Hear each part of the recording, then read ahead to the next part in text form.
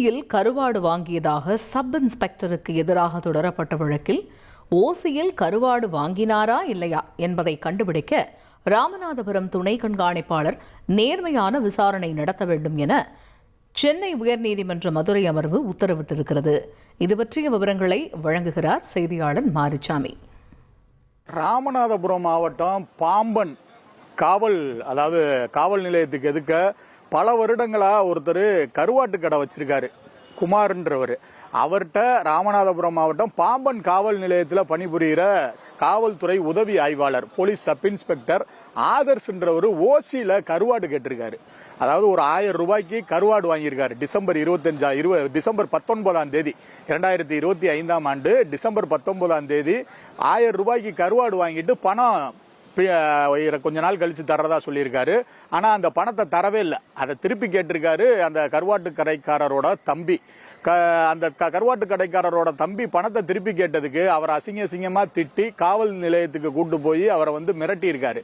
இதுக்காக இவர் மேல நடவடிக்கை எடுக்கணும், அந்த காவல்துறை உதவி ஆய்வாளர் ஆதர்ஸ் மேல நடவடிக்கை எடுக்கணும்னு உயர்நீதிமன்றம் மதுரை அமர்வுல ஒரு வழக்கு தாக்கல் பண்ணியிருக்காரு. அந்த கருவாட்டு கடைக்காரர் குமார்ன்றவர் ஓசியில கருவாடு வாங்கின காவல்துறை போலீஸ் எஸ்ஐ மீது நடவடிக்கை எடுக்கணும்னு கேட்டிருக்காரு. அந்த வழக்கை நீதிபதி விக்டோரியா கௌரி விசாரிச்சிருக்காங்க. விசாரிச்சுட்டு அவங்களுடைய கருத்து என்னன்னு பார்த்தோம்னா, இது காவல்துறை நடந்துகிட்டு இருக்க விதம் சரியில்லாம இருக்கு.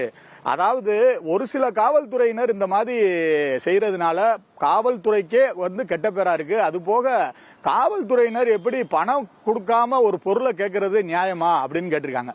இந்த வழக்கு விசாரணையின் போதுதான் அதாவது அந்த கவர்மெண்ட் தரப்புல அரசு தரப்புல ஆஜரான அரசு வழக்கறிஞர் சொல்லியிருக்காரு, இல்ல இது கடை அவங்க ரொம்ப நாளா ஆக்கிரமிப்புல வச்சிருக்காங்க. அந்த ஆக்கிரமிப்புல கருவாட்டு கடை வச்சிருக்கத போய் அந்த போலீஸ் எஸ்ஐ கேட்டிருக்காரு. அதனால அவர் மீது களங்கம் விளைவிக்கும், அவர் மீது ஒரு நற்பெயரை களங்கப்படுத்தும் விதத்துல, காவல்துறை பெயரை களங்கப்படுத்தும் விதத்துல இந்த வழக்கானது தொடரப்பட்டிருக்கு அப்படின்னு சொல்லியிருக்காங்க. அதுக்கு நீதிபதி உடனே குறுக்கிட்டு என்ன சொல்லியிருக்காங்க, மனுதாரர் பல மனுக்கள், அதாவது இந்த விஷயம் சம்பந்தமா மாவட்ட காவல் கண்காணிப்பாளர் போலீஸ் எஸ்பி ராமநாதபுரம் மாவட்ட எஸ்பிட்டே கம்ப்ளைண்ட் பண்ணியிருக்காங்க. அதுபோக பலருக்கு இந்த மனுக்கள் அனுப்பப்பட்டிருக்கு, புகார் மனுக்கள். இப்படி அனுப்புனது ஒரு உண்மை இல்லாம அனுப்பியிருக்க மாட்டாங்க. அதுபோக அதுல சிசிடிவி ஆதாரம் வேற இருக்குன்னு சொல்லியிருக்காங்க. அதனால இந்த வழக்கை ராமநாதபுரம் மாவட்ட காவல்துறை துணை கண்காணிப்பாளர் ஒரு நேர்மையான விசாரணை செய்யணும். விசாரணை செஞ்சு இத என்ன இவர் மேல அவர் ஓசியில கருவாடு கேட்டிருந்தாரு, ஓசியில கருவாடு வாங்கியிருந்தாரு அப்படின்றது ப்ரூஃப் ஆனா அவர் மேல கடுமையான நடவடிக்கை எடுக்கணும்னு சொல்லியிருக்காங்க. அது போக அரசு வழக்கறிஞர் சொன்ன அந்த குற்றப்பாதி, அதாவது இவங்களுக்கு ஆக்கிரமிப்புல கடை வச்சிருக்காங்க, இல்ல இவங்க அதாவது ஒதுக்கீட்டின் பேர்ல கடை இல்லாம இருக்கு அப்படின்னு தெரிய வருதுன்னா அதுக்கும் ஒரு பதில் மனு தாக்கல் பண்ணுங்க அப்படின்னு சொல்லிட்டு இந்த வழக்கை நீதிபதி விக்டோரியா கௌரி ஒத்தி வச்சிருக்காங்க வழக்கு விசாரணையை.